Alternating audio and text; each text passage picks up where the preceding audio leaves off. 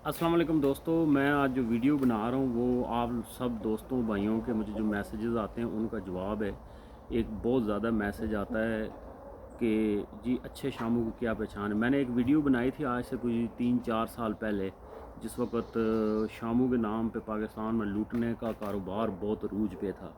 तो उसमें मैंने बताया था अच्छे शामों की, बुरे शामों की कैटेगरीज़ करके बताई थी, उनकी प्राइस के हवाले से कैटेगरीज़ करके बताई थी कि इनकी क्यों कैटेगरीज़ हैं, अच्छे शामू कितने के मिलते हैं, किस हिसाब से मिलते हैं, क्या होता है। 250 से लेकर 1200-1500 तक भी जो है वो शामूज मिलते हैं, और ये फ़र्क क्यों है, जिससे बहुत लोगों को फ़ायदा हुआ था। और स्पेशली जिन लोगों को थुक लग रहा था, जिन लोगों के साथ धोखा हो रहा था, वो तो बड़े खुश हुए थे। और जो लोग थुक लगा रहे थे, धोखा लगा रहे थे, उन्होंने मुझे पर्सनली मैसेजेस भी करके बताएं कि यार आप इस तरह की वीडियो ना बनाएं, क्योंकि हमारा कारोबार है, रोज़ी रोटी है बच्चों की। तो मैंने उनसे कहा था भाई रोज़ी रोटी है तो हलाल कमाओ, सही बता के किसी को चूना क्यों लगाते हो। इस तरह से वो मेरी वीडियो बड़ी हिट हुई थी, और उसके बाद बड़ा जो है ना चेंज आ गया था लोगों को समझने में। हालांकि मैं कोई बड़ा शिकारी नहीं हूँ, या मैं कोई बहुत बड़ा वो कहते हैं नहीं है, जो मेरी नॉलेज में था या जो मेरी रिसर्च थी या जो मैंने देखा, तो वो मैंने आप लोगों को बताया। तो उस वो वीडियो बड़ी मशहूर हुई थी। अब उस वीडियो के बाद जो है ना काफ़ी सारे दोस्त जो हैं वो ये सवाल करते हैं कि अच्छे शामों की क्या पहचान है, अच्छे शामों की आंख कैसी होनी चाहिए, अच्छे शामों की दुम कैसी होनी चाहिए। भाई आंख, चोंच और दुम पे आप लोग जाओगे ना, तो आप मतलब ऐसी ऐसी मूर्तें पड़ी हैं कि आप बंदा हैरान रह जाता है, लेकिन एक टके की लड़ाई नहीं होती है उनकी।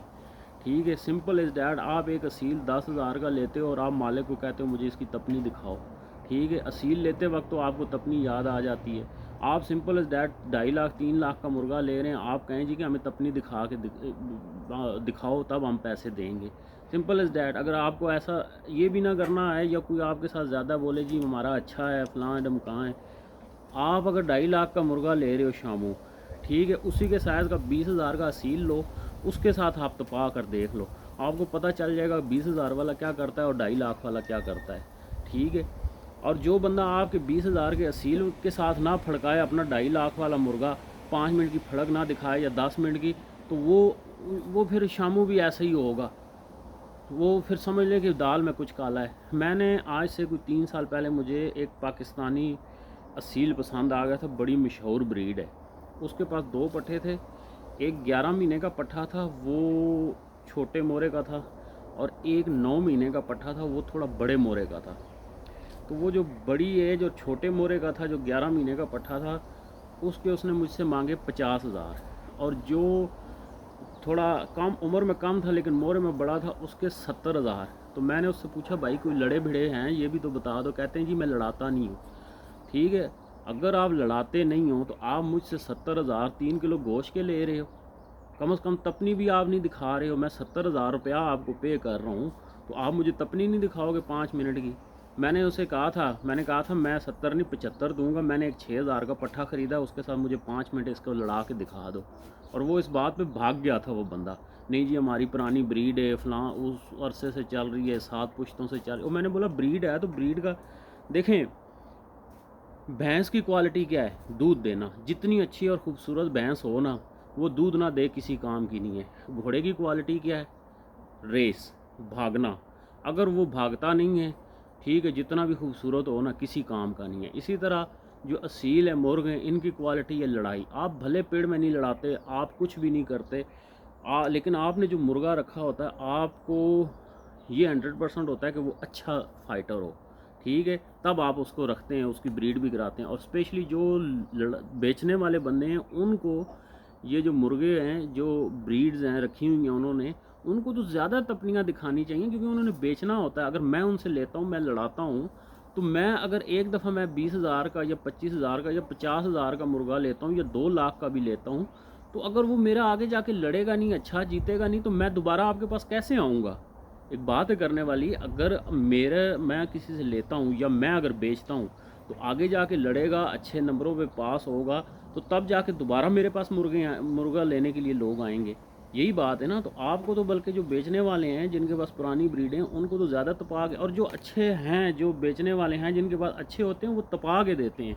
ये बात मेरी याद रखना, पाकिस्तान में भी ऐसे लोग हैं जो व्यापारी हैं, اور جن کے پاس اچھے ہوتے ہیں یا ایسے بریڈر ہیں جن کے پاس اچھے ہوتے ہیں، جب ان کو تپنی بولو تو وہ کہتے ہیں آپ اچھا لے آؤ اپنا تو ہمارے ساتھ تپا کے دیکھ لو، کیونکہ انہیں پتہ ہوتا ہے کہ ہمارا اچھا ہے، ٹھیک ہے۔ تو اس لیے ضروری یہ ہے کہ میرے پاس تو کچھ زیادہ ہے، میں آپ کو یہاں سے بیٹھ کے نہیں بتا سکتا کہ کیسی آنکھ ہونی چاہیے، کیسی گردن ہونی چاہیے، کیسے کندھے ہونے چاہیے، ٹھیک ہے۔ میں تو آپ کو یہ بتا سکتا ہوں کہ سمپل از ڈیٹ، آپ 2.5 لاکھ کا مرغا لے رہے ہیں، 3 لاکھ کا شامو لے رہے ہیں، آپ 20,000 کا اصیل لیں، اس کے ساتھ تپا کر دیکھیں، اگر وہ اصیل کے ساتھ نہیں تپاتا تو وہ کیا فائدہ اس 2.5-3 لاکھ کے مرغے کا، ٹھیک ہے۔ وہ آپ کو چونا لگا رہا ہے، آپ کو پھدو لگا رہا ہے۔ آپ دیکھ لیں تھائی لینڈ سے جو مرغے آتے ہیں وہ فائٹر بریڈ آتی ہے، ٹھیک ہے۔ اس وقت 7-8 لاکھ کے بھی مرغے جو پاکستان میں امپورٹ ہوئے ہیں، 10 لاکھ کا بھی مرغا امپورٹ ہوا ہے، لیکن وہ 3-4 تپنیاں جو ہیں وہاں تھائی لینڈ میں دکھا کر تو پھر بیچتے ہیں، وہ فائٹر ہوتے ہیں، ٹھیک ہے، کیونکہ ان کو پتہ ہوتا ہے ہمارے اچھے لڑنے والے ہیں، وہ منہ مانگے پیسے دیتے ہیں۔ آج کل نارمل 3 لاکھ کے آگے پیچھے اچھا تھائی فائٹر جو ہے وہ امپورٹ ہو جاتا ہے، لیکن لوگوں نے 10-10 لاکھ کے بھی امپورٹ کیے ہیں، ٹھیک ہے۔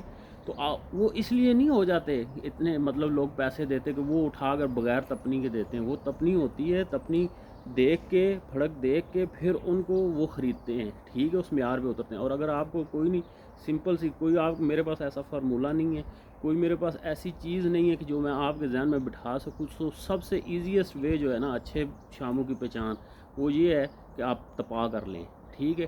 اچھا ایک اور چیز، بہت سارے لوگ جو ہے نا وہ کہتے ہیں جی کہ ہمارے مرغے کی کوالٹی یہ ہے کہ دیکھیں اس کی سٹینڈنگ، کندے نکلے ہوئے ہیں۔ بھائی یہ کندے نکلے ہوئے جو ہے نا خوبصورتی ضرور ہوتی ہے، لیکن یہ فائٹر کی کوالٹی نہیں ہے، ٹھیک ہے۔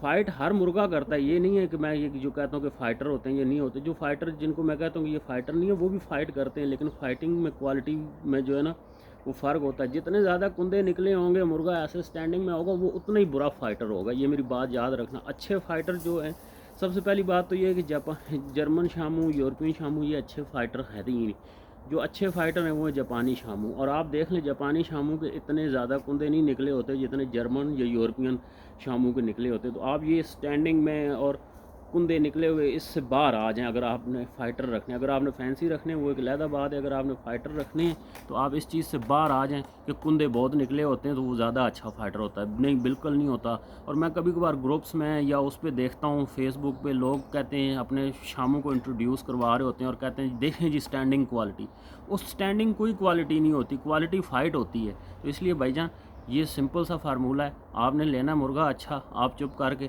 آپ تپنی لیں، تپنی کرائیں اور پھر خریدیں۔ اللہ حافظ۔ میرے خیال سے آپ لوگوں کو بات میری سمجھ آ گئی ہوگی۔ اللہ حافظ۔